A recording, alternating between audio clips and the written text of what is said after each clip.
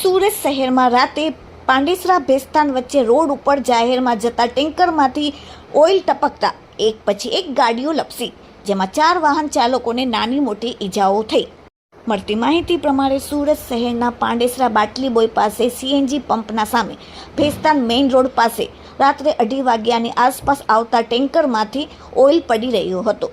જાહેર રસ્તાઓ પર ઓઇલ પડતા લગભગ 2 કિલોમીટર સુધી ઓઇલ રસ્તા ઉપર પથરાઈ ગયું, જેમાં એક પછી એક જતી વાહનો સ્લીપ થઈ રહ્યા હતા.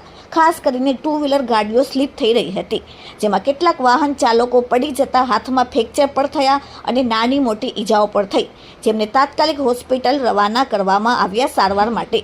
પાંડેસરા ભેસ્તાન તરફ જતા રસ્તામાં આ ઘટના બની. એક વાહન ચાલકે ફાયર સ્ટેશને ફોન કરતા ફાયરની ગાડીઓ તાત્કાલિક ઘટના સ્થળે આવી પહોંચી અને પોતાની કામગીરી શરૂ કરી. ઘટનામાં કોઈ મોટી જાનહાનિ થઈ નથી, પરંતુ 4 લોકોને નાની મોટી ઈજાઓ પહોંચી, જેને હોસ્પિટલ રવાના કરવામાં આવ્યા.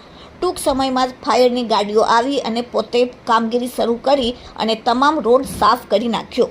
Bureau report, daily India TV, Surat.